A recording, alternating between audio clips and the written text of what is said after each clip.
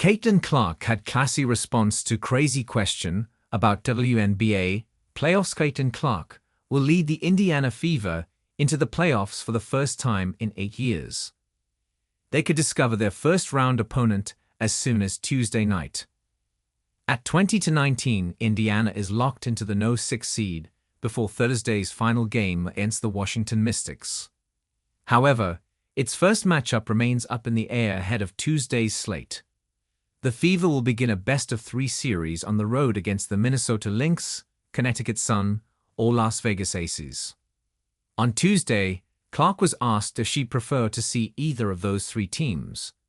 Because she wasn't born yesterday, the 22-year-old declined to pick one. "I don't have a preference, no. I think that would be kind of crazy," Clark said, via Matthew Byrne of Clutch Points. "I just think, wherever we go, we go.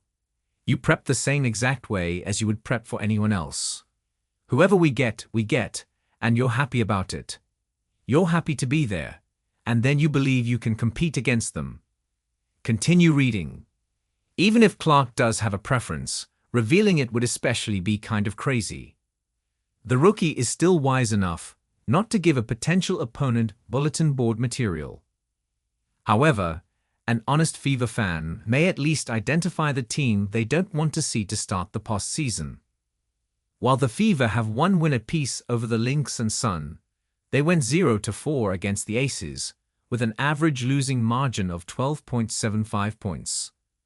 Clark averaged 13.8 points on a 31.7 field goal percentage, her worst against any opponent, in those games against the back-to-back champions.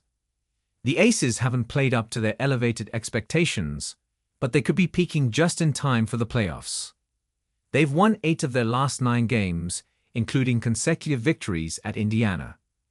Currently in the No. 3 seed, Connecticut represents Indiana's most likely opponent.